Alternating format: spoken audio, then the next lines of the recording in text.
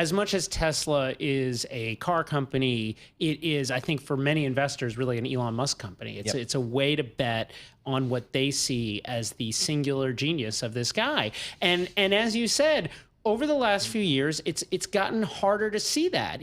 There have been challenges, and I think obviously the biggest challenge is this relationship with Donald Trump, where you had, in December, Elon Musk, helps get Trump elected and then is in this position of extreme influence, probably more influence than almost any, executive ever.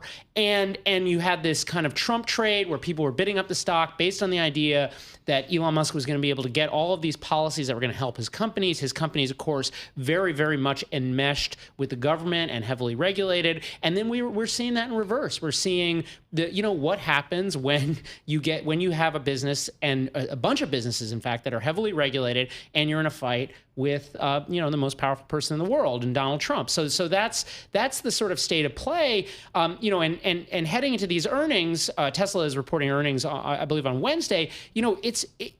The challenges that a lot of people have bet on this company have already sort of the futuristic stuff is kind of already priced in. And so he's almost at a point now where he's got to start delivering. And we haven't seen that yet, but maybe we will in the months that come.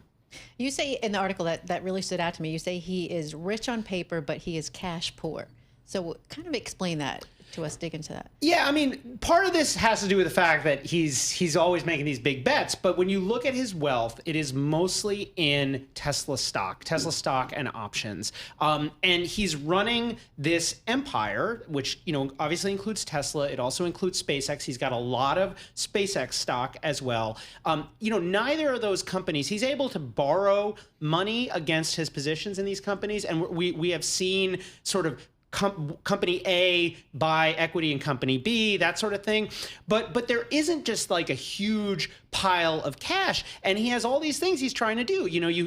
There's really only one company in the portfolio that is reliably profitable, and that's Tesla. And then you have SpaceX, which of course has a lot of promise and has a dominant position in the launch market, but is not necessarily throwing off cash. And so you have this empire that is very large, but where different companies are supplying things to other Elon Musk companies. And I'd say the most obvious example of that is this XAI investment round, which is already, Elon Musk has already said SpaceX is putting $2 billion in. He's also indicated he's going to try to get Tesla to put $5 billion into XAI. And this is a company that is burning, $1 billion a month. Now, this is the kind of thing that for any other executive, it's like a conflict of interest on top of a conflict of interest. On the other hand, Elon Musk has this fan base that has so far been willing to kind of go along with things that no other investors in any other company would ever go along with. Is there any reason to believe that the feud, to whatever degree it is at the moment, between President Trump and Elon will de-escalate? Yeah, I mean, I definitely think that's possible, partly because both Trump and Musk, obviously they're both famously kind of alpha, very tough, but they also both, they forgive. Like people have made this observation about Donald Trump that, although there are a handful of people that are sort of permanently outside of the circle of trust with Trump, people fall in and out of love with Donald Trump, and he is able to kind of look past feuds. Elon Musk is the same way, and there is a mutual interest here. As I said, Trump kind of needs Musk because Musk was the most important financial backer for Republicans during the 2024 cycle.